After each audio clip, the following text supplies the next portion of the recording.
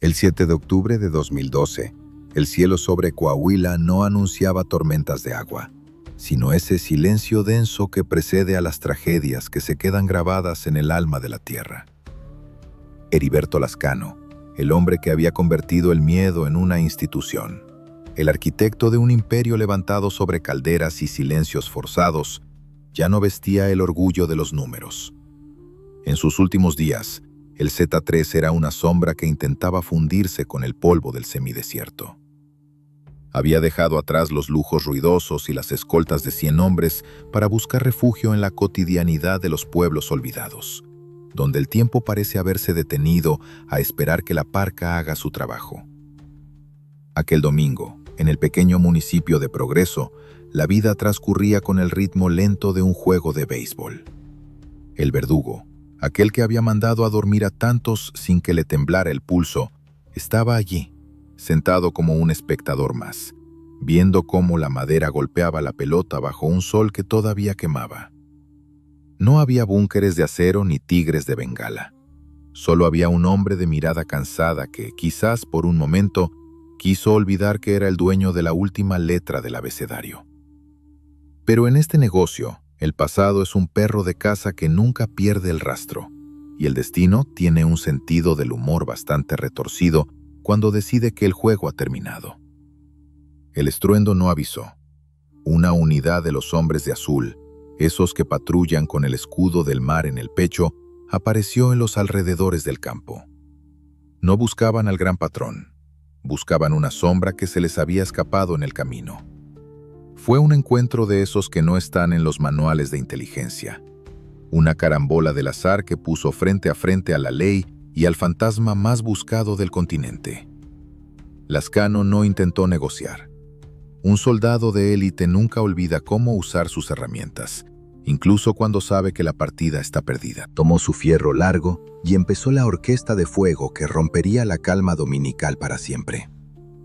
El baile de los plomos fue breve pero intenso.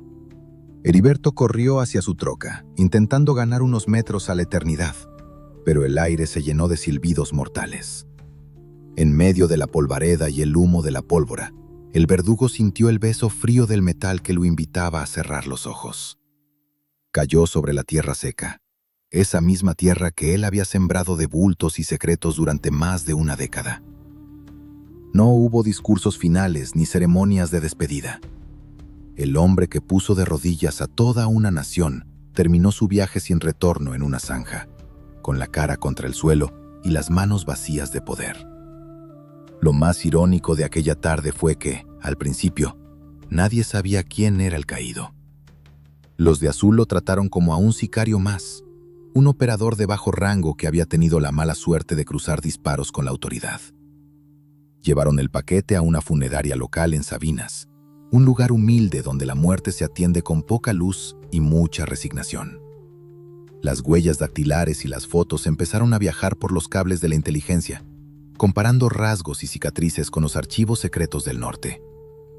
Mientras el mundo dormía, los expertos empezaban a darse cuenta de que el cuerpo que reposaba sobre la plancha de metal era nada menos que el gran arquitecto de la compañía. Pero la historia de Lascano no podía terminar con una simple autopsia. En la madrugada de lunes, cuando el silencio era absoluto, el estruendo de los motores anunció la última función. Un comando de hombres con el rostro cubierto y herramientas de alto calibre irrumpió en la funeraria. No buscaban dinero ni documentos, buscaban a su patrón. Con una precisión militar que el mismo Lascano les había enseñado, redujeron a los encargados y se llevaron el cuerpo en una carroza, perdiéndose en la negrura de la noche de Coahuila. El verdugo se negaba a ser un trofeo en una vitrina del gobierno. Prefirió convertirse en un mito sin tumba.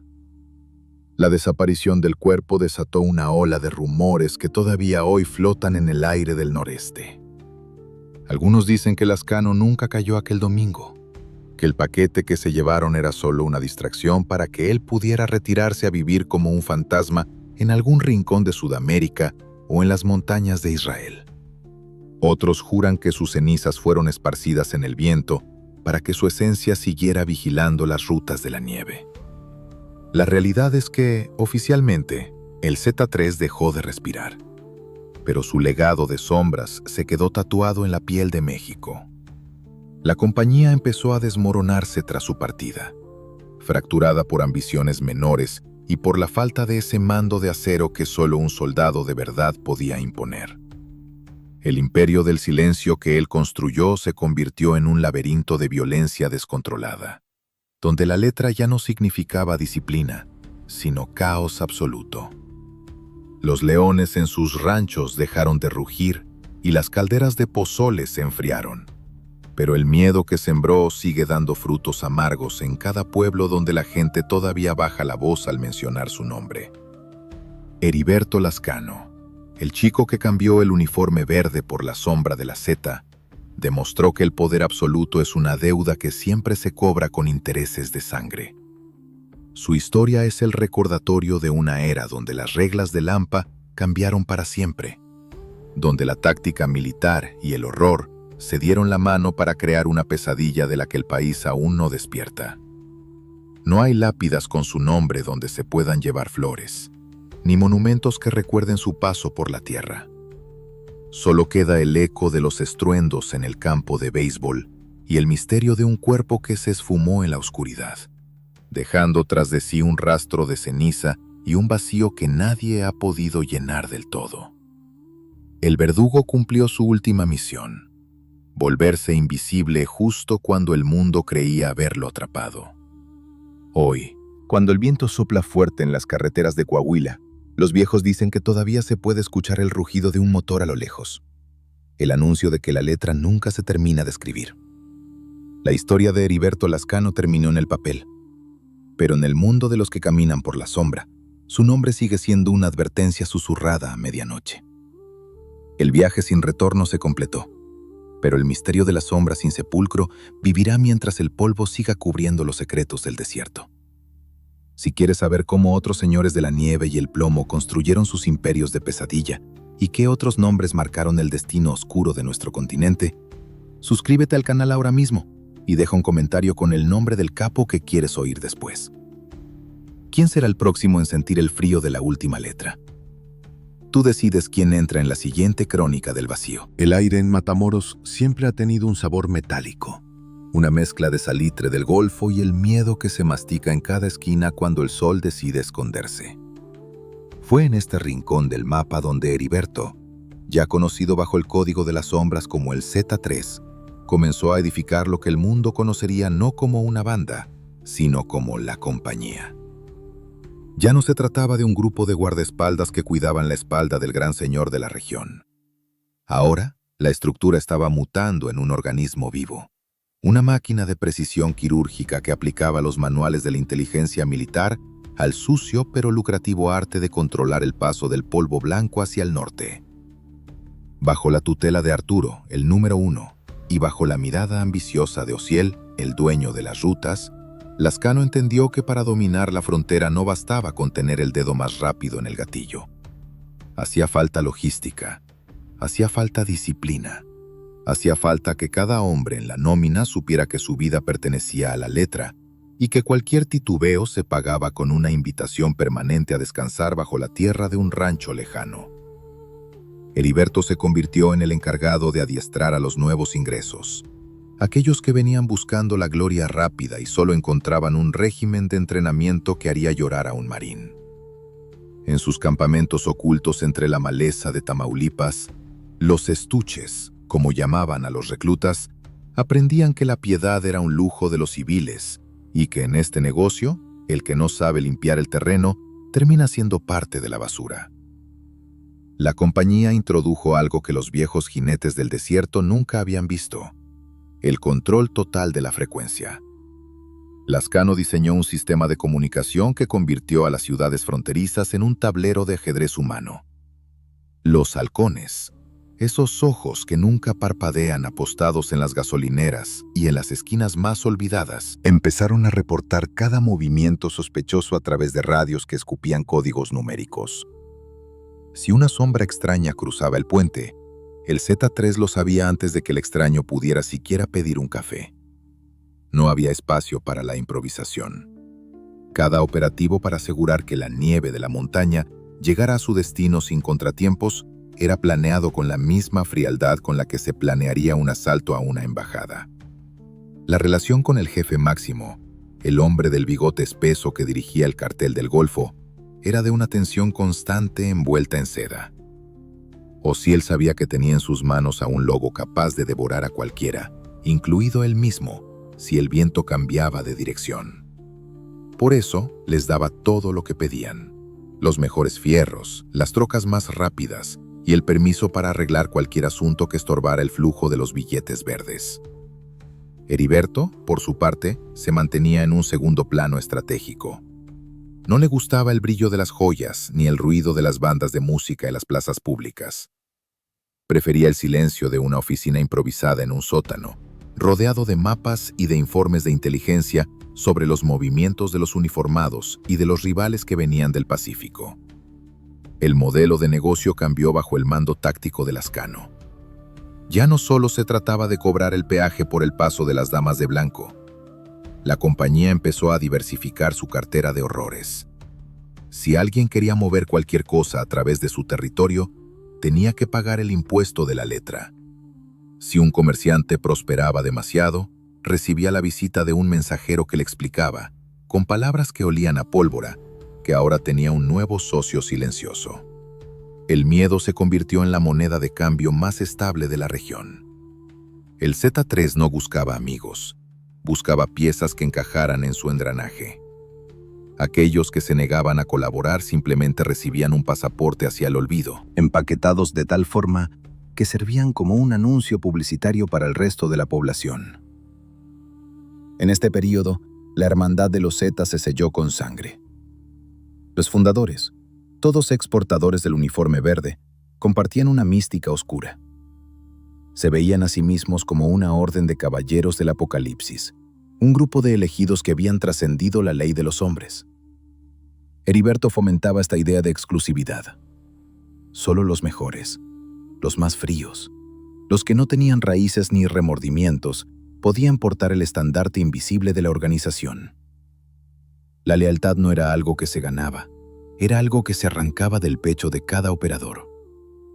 El que traicionaba no solo se iba a dormir, se llevaba consigo a toda su estirpe, porque para el verdugo, la traición era una maleza que debía ser arrancada de raíz para que no contaminara el jardín.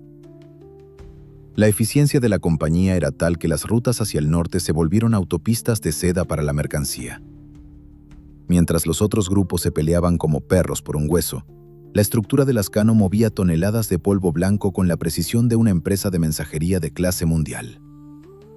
Los contactos en el otro lado, aquellos que esperaban la llegada de la nieve para distribuirla en las calles de cristal, estaban maravillados.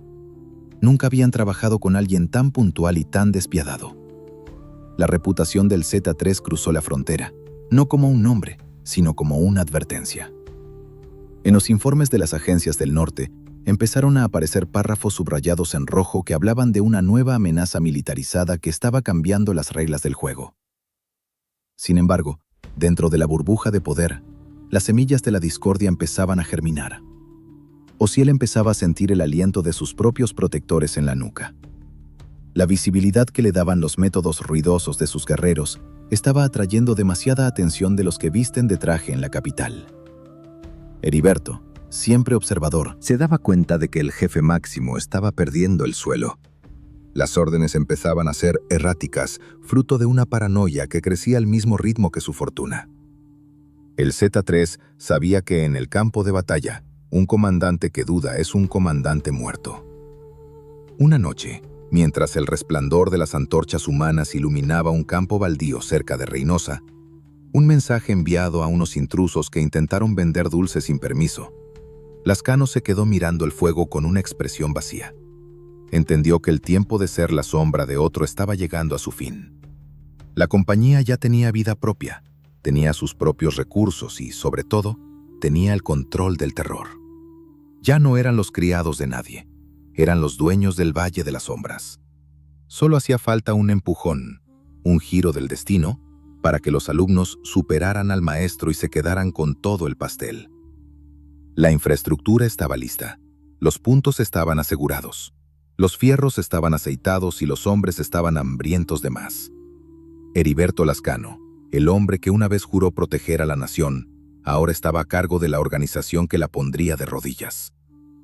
El juego de la letra apenas estaba comenzando, y el alfabeto del dolor solo conocía una dirección: la expansión total.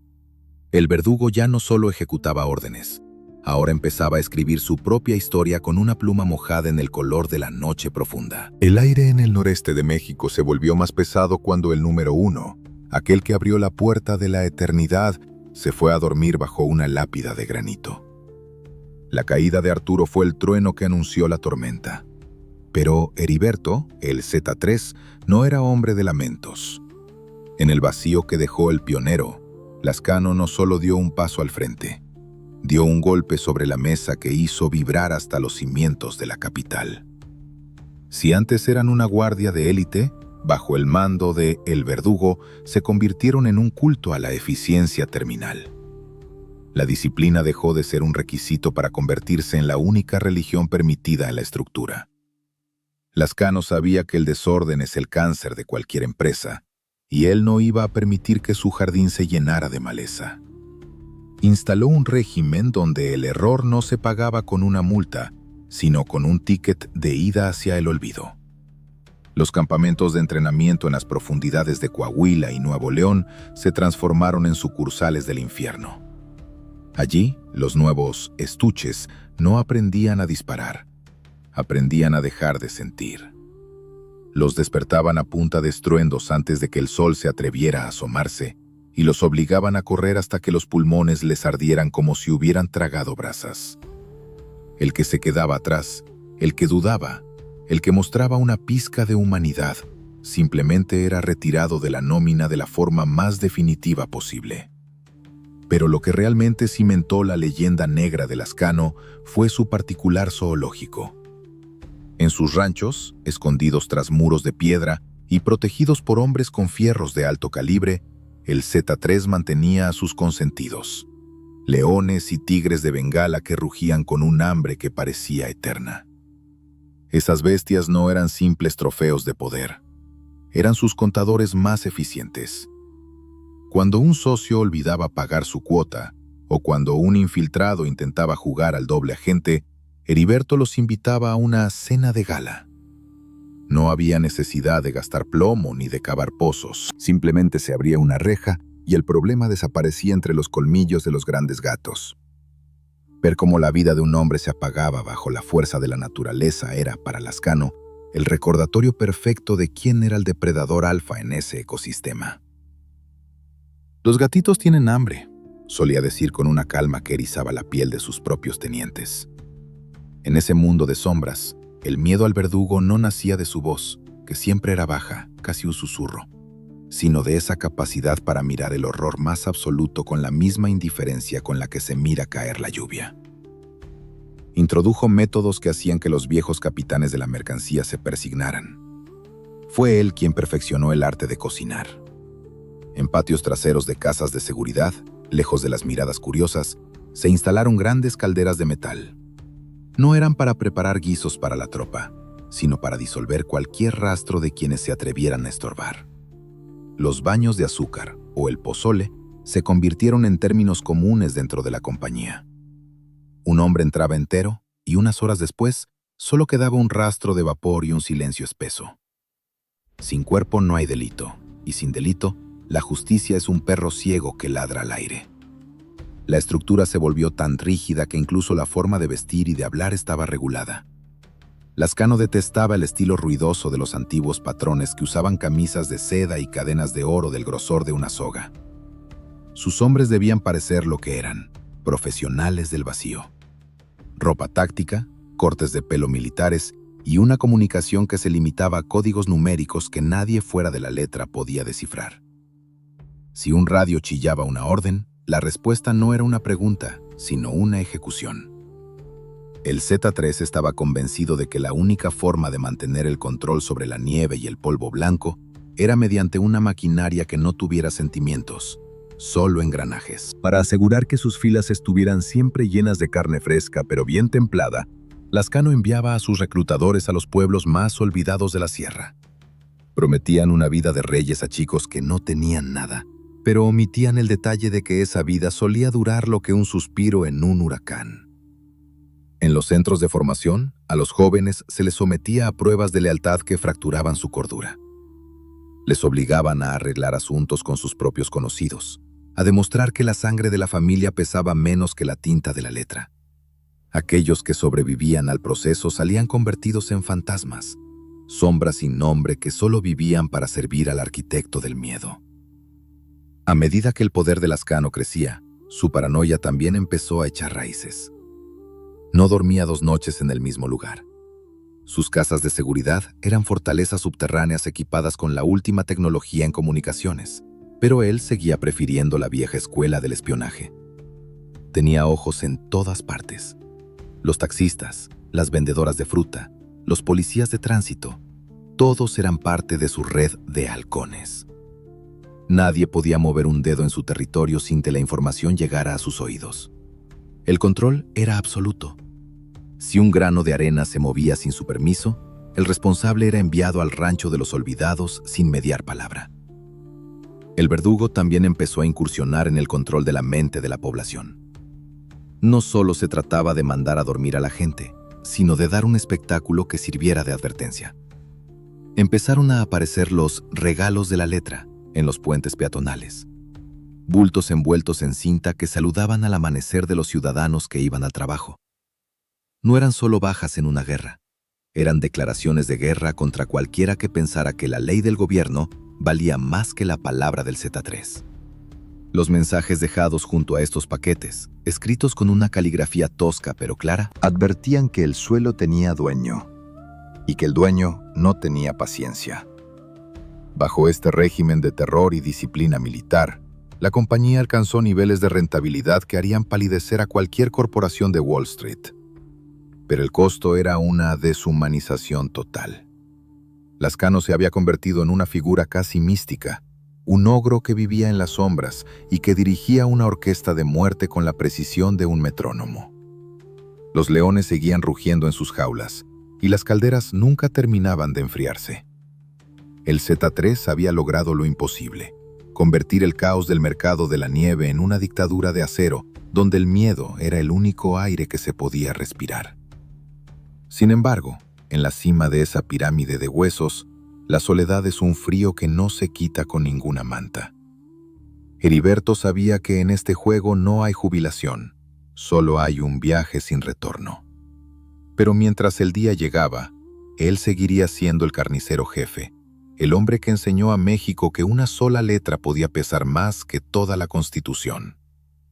La mesa estaba servida, los invitados estaban aterrorizados, y el anfitrión seguía observando todo con sus ojos de piedra, esperando el próximo movimiento en el tablero de sombras. Cuando el hombre del bigote, aquel que movía los hilos desde Matamoros, fue empaquetado y enviado a las tierras del frío por los de traje azul del norte, el tablero cambió por completo.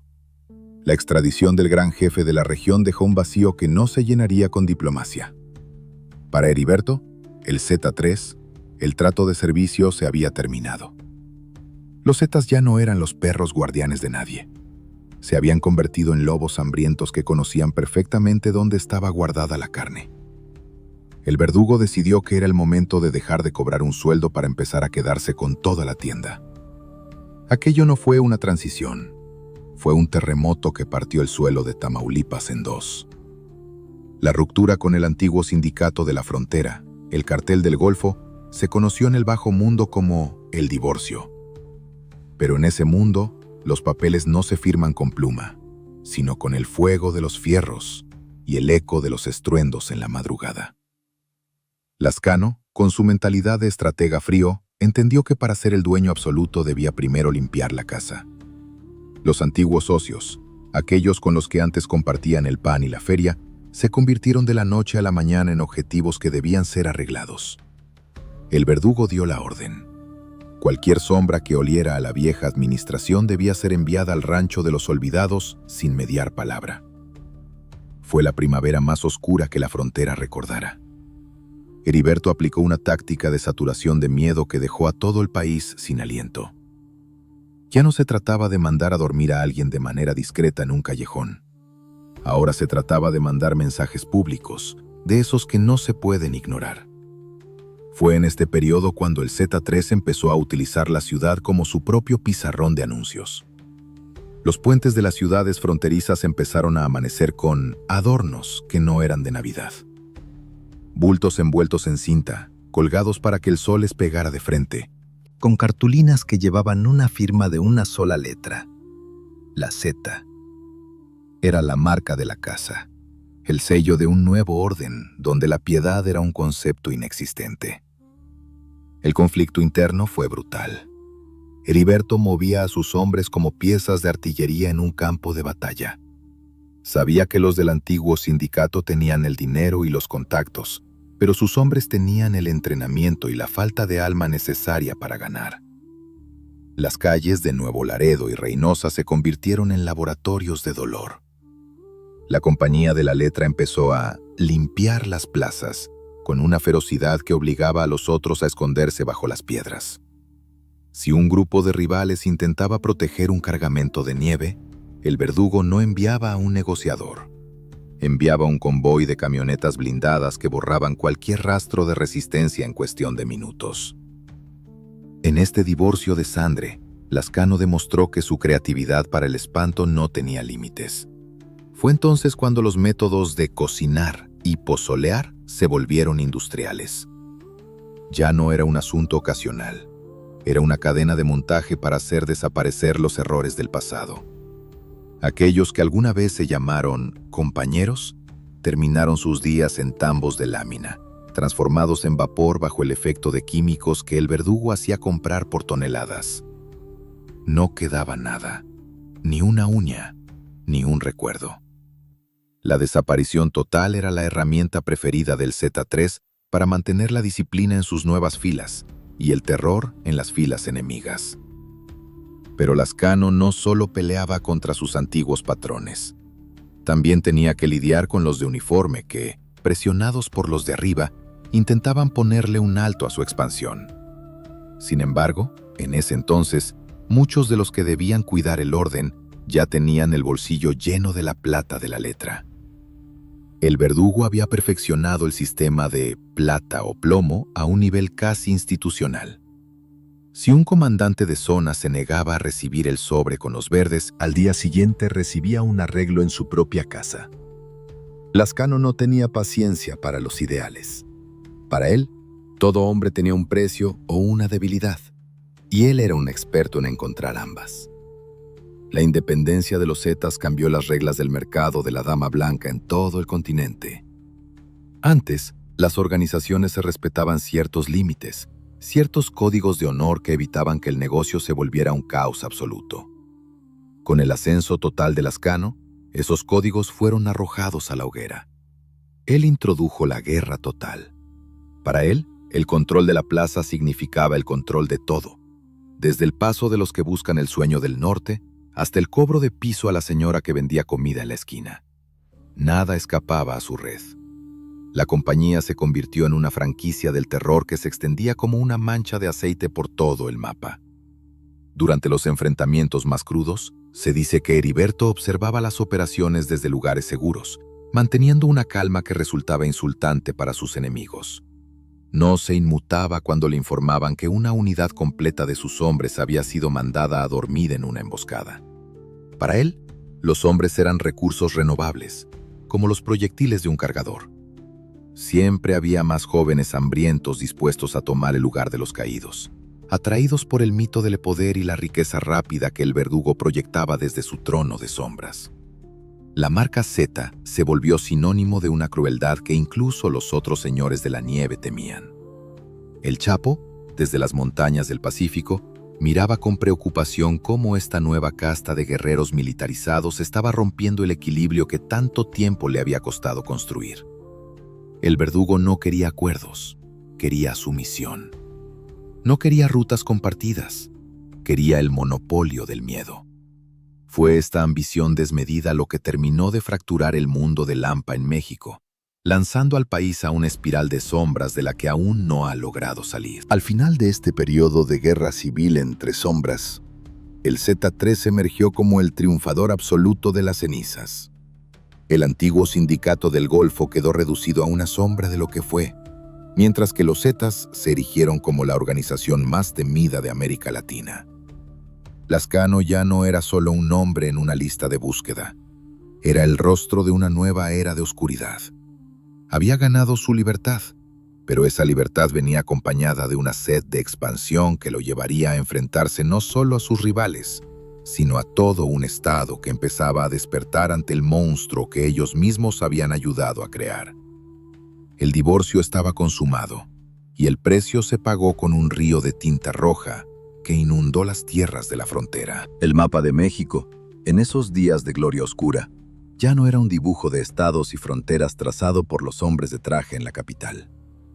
Se había convertido en un lienzo de sombras donde una sola letra, la última del abecedario, se escribía con una tinta que nunca se secaba.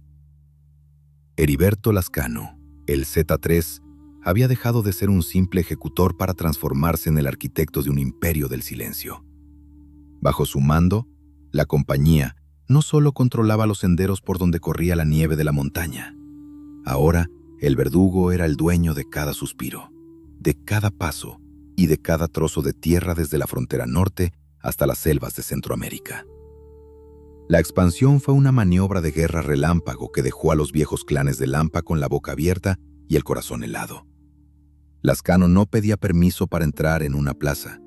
Enviaba a sus ingenieros del vacío para que barrieran el terreno. Si un grupo local intentaba proteger su pequeño negocio de dulces amargos, la respuesta del Z3 era una orquesta de estruendos que no terminaba hasta que el último opositor fuera enviado a dormir bajo el cemento. No era una competencia comercial, era una colonización militar. En estados como Veracruz, Zacatecas y San Luis Potosí, la presencia de la letra se sentía en el aire, como una presión en el pecho que impedía hablar más de la cuenta.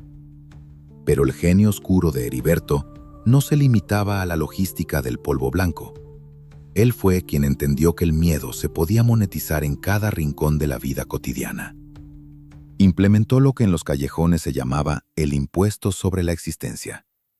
Bajo el imperio del silencio, todo lo que se movía pagaba una cuota a la compañía. El que vendía fierro viejo, el que manejaba un camión de carga, el que extraía el jugo de la tierra en las minas, incluso el que ayudaba a los que buscaban el sueño del norte a cruzar el río. Todos debían entregar una parte de su lana a los mensajeros de la letra. Era un sistema de recaudación más eficiente que el del gobierno, porque aquí la auditoría se hacía con una herramienta en la sien. Para mantener este dominio absoluto, Lascano tejió una red de espionaje que haría palidecer a cualquier agencia de inteligencia extranjera. Los llamaban los halcones. Eran los ojos y oídos del verdugo en cada esquina, en cada gasolinera, en cada puesto de tacos. Eran jóvenes con radios y teléfonos que reportaban el paso de cualquier sombra extraña, de cualquier unidad de los de azul o de verde. En el imperio de la letra, el concepto de privacidad desapareció. El Z3 sabía quién entraba a la ciudad, quién salía y qué se decía en las mesas de los restaurantes. Si alguien se atrevía a murmurar contra el régimen, un grupo de arregladores llegaba antes de que terminara su café para darle un pasaporte sin retorno al rancho de los olvidados. A pesar de tener el mundo a sus pies y los bolsillos desbordando de papeles verdes, Heriberto vivía como un fantasma en su propio castillo. No se le veía en fiestas lujosas ni rodeado de cámaras. Su búnker era la movilidad. Se decía que nunca cerraba los ojos en el mismo lugar 2 noches seguidas. Dormía con un ojo abierto y el juguete de corto alcance siempre al alcance de la mano. Su paranoia era su mejor guardián. En sus refugios subterráneos, rodeado de pantallas que mostraban el pulso de sus territorios, el verdugo dirigía su imperio con la frialdad de un metrónomo. No buscaba el amor del pueblo, buscaba que su nombre fuera un sinónimo de parálisis. Sin embargo, el crecimiento desmedido de la compañía empezó a chocar con otros intereses que venían de las montañas del Pacífico. El señor de los túneles, ese hombre bajito y astuto que prefería la diplomacia y el soborno antes que el estruendo constante, empezó a sentir que los métodos militares de los Zetas estaban arruinando el mercado. El estilo de Lascano era demasiado ruidoso.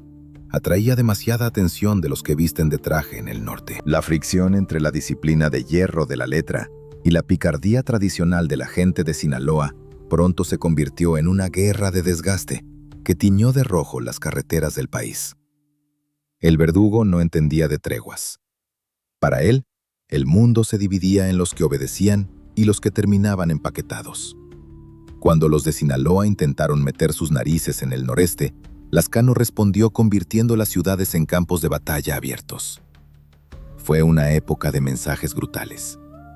Si el enemigo mandaba dormir a uno de los suyos, el Z3 respondía enviando a 10 al otro lado, dejando sus restos en plazas públicas como advertencia de que la letra no perdonaba intrusiones. El nivel de crueldad escaló a niveles que la memoria colectiva nunca podrá borrar.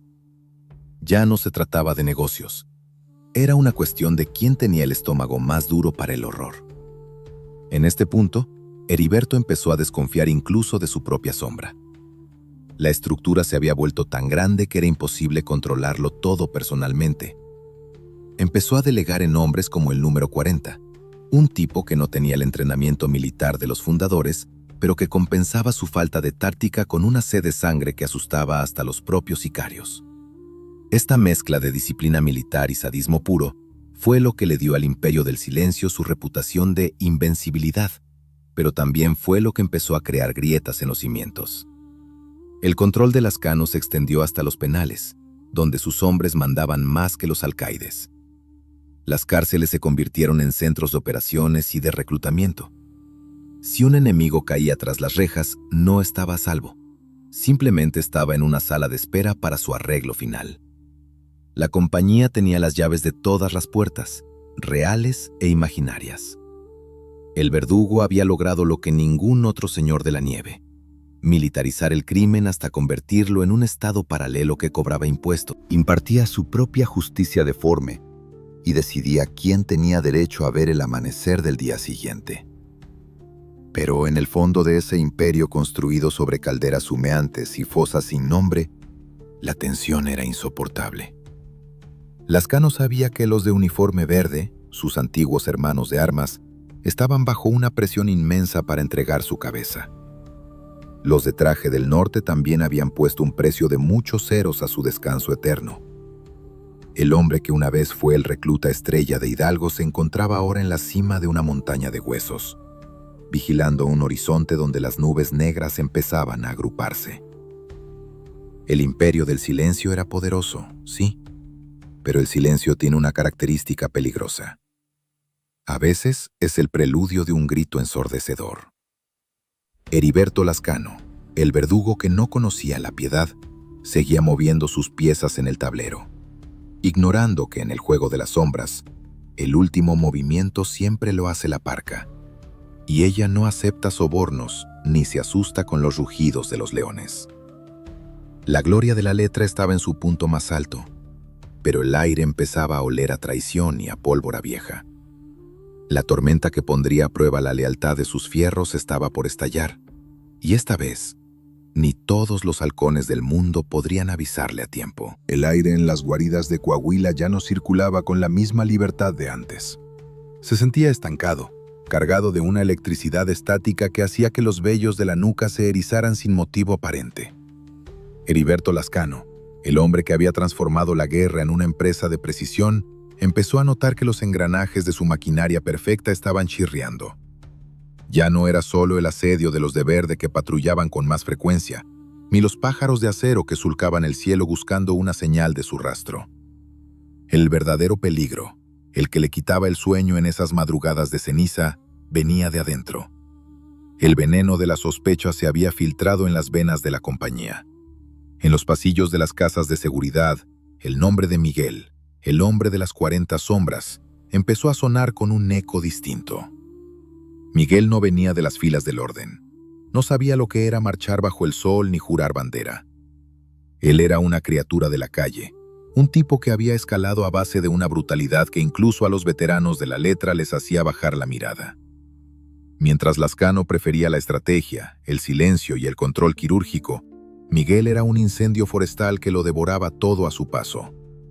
La tensión entre el Z3 y su segundo al mando se volvió un muro invisible que partía la lealtad de los muchachos. Los fierros ya no sabían a quién debían obediencia absoluta. Lascano, siempre observador, empezó a ver manchas en la camisa donde antes solo había pulcritud. Cualquier mirada prolongada, cualquier retraso en un reporte de los halcones, cualquier cargamento de nieve que se perdía en un camino vecinal, era interpretado como un acto de traición. El verdugo decidió que la única forma de mantener la estructura era mediante una poda radical. Comenzó la época de las auditorías internas, pero en su mundo, los auditores no llevaban carpetas, sino herramientas para cerrar los ojos de forma definitiva. «Hay muchos grillos cantando en el jardín», decían los mensajeros. Y Heriberto, con la frialdad de quien limpia una mancha de aceite, dio la orden de silenciarlos a todos. Empezaron a aparecer bultos en los terrenos baldíos de gente que había estado en la nómina por años.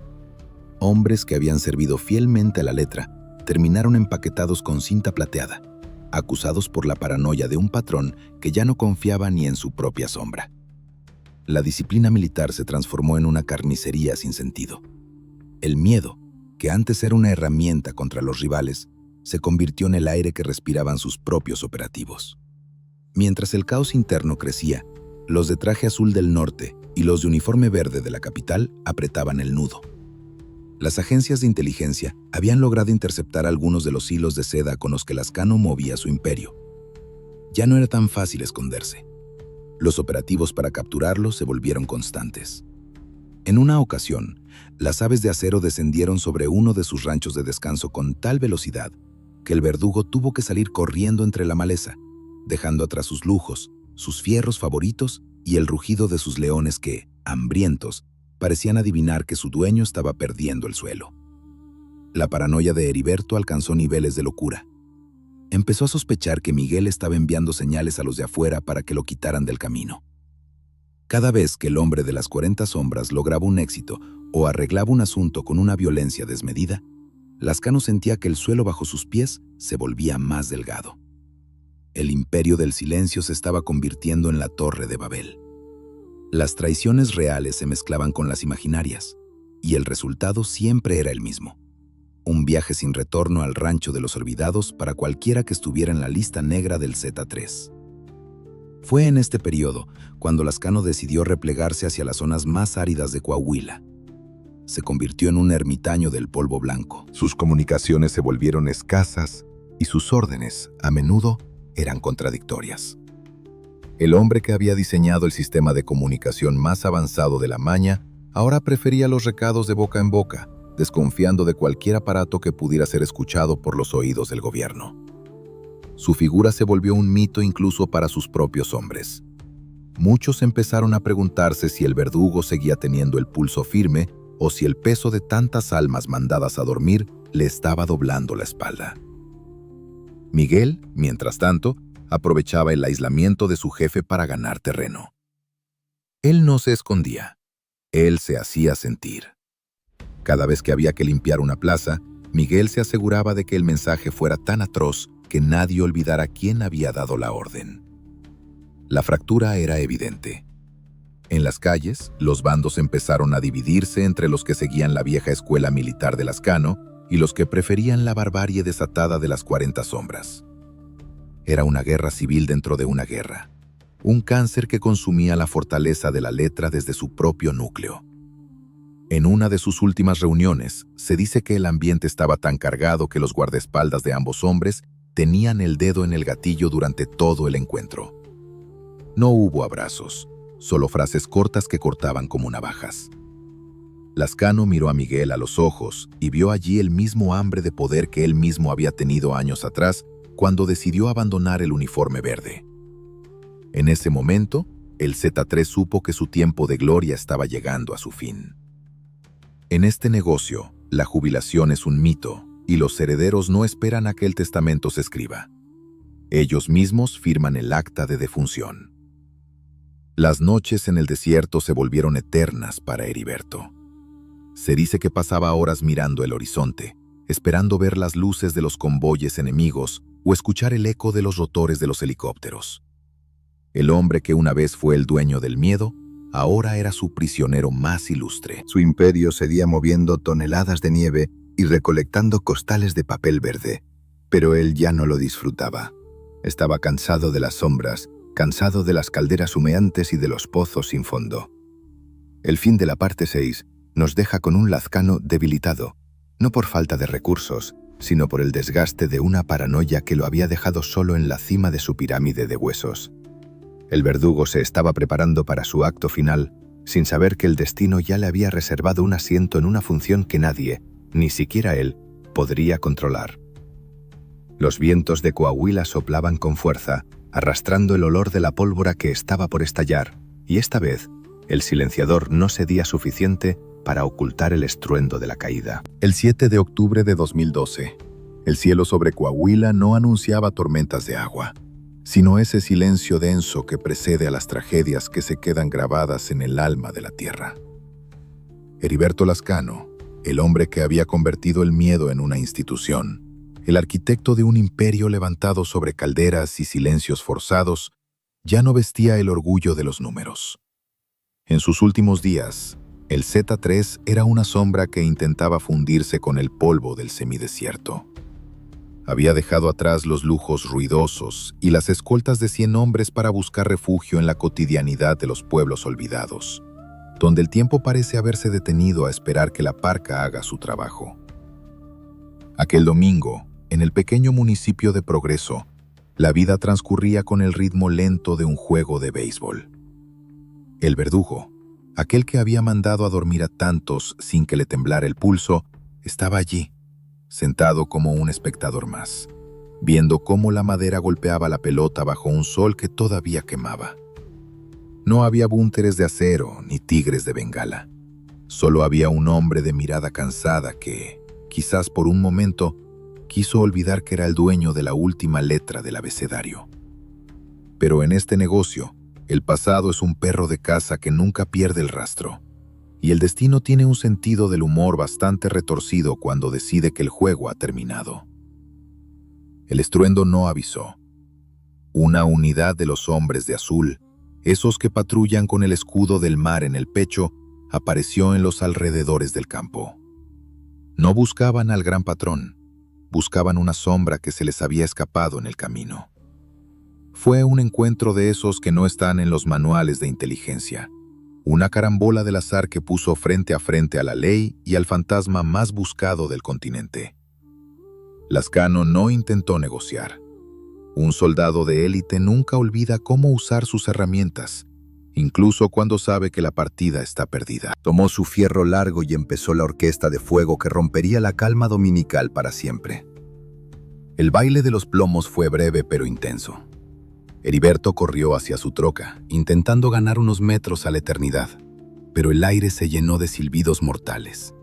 En medio de la polvareda y el humo de la pólvora, el verdugo sintió el beso frío del metal que lo invitaba a cerrar los ojos. Cayó sobre la tierra seca, esa misma tierra que él había sembrado de bultos y secretos durante más de una década. No hubo discursos finales ni ceremonias de despedida.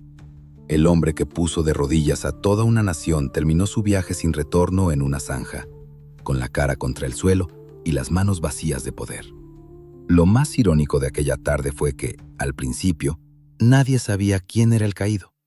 Los de azul lo trataron como a un sicario más, un operador de bajo rango que había tenido la mala suerte de cruzar disparos con la autoridad.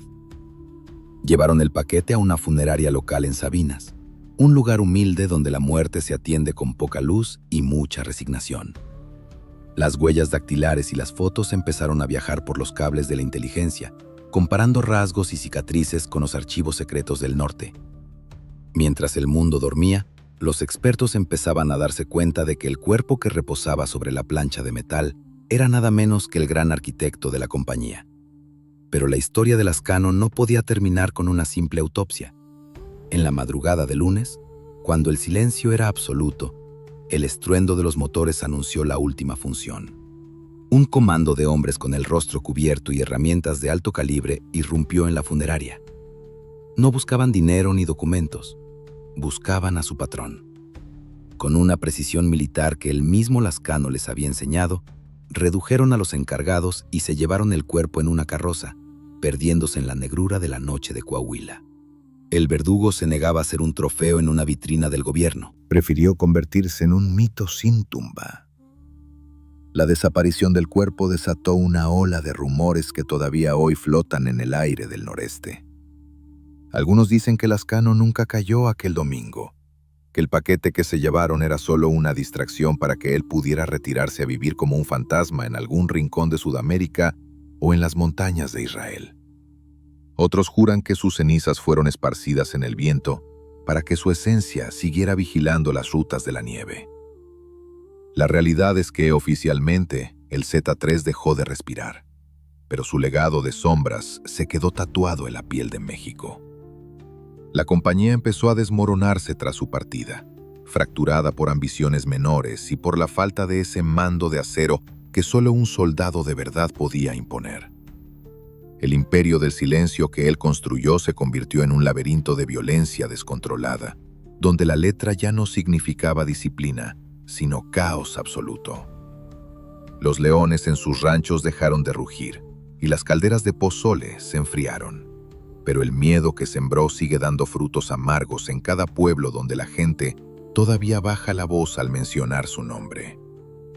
Heriberto Lascano, el chico que cambió el uniforme verde por la sombra de la Z, demostró que el poder absoluto es una deuda que siempre se cobra con intereses de sangre. Su historia es el recordatorio de una era donde las reglas del AMPA cambiaron para siempre, donde la táctica militar y el horror se dieron la mano para crear una pesadilla de la que el país aún no despierta. No hay lápidas con su nombre donde se puedan llevar flores, ni monumentos que recuerden su paso por la tierra. Solo queda el eco de los estruendos en el campo de béisbol y el misterio de un cuerpo que se esfumó en la oscuridad, dejando tras de sí un rastro de ceniza y un vacío que nadie ha podido llenar del todo. El verdugo cumplió su última misión, volverse invisible justo cuando el mundo creía haberlo atrapado. Hoy, cuando el viento sopla fuerte en las carreteras de Coahuila, los viejos dicen que todavía se puede escuchar el rugido de un motor a lo lejos, el anuncio de que la letra nunca se termina de escribir.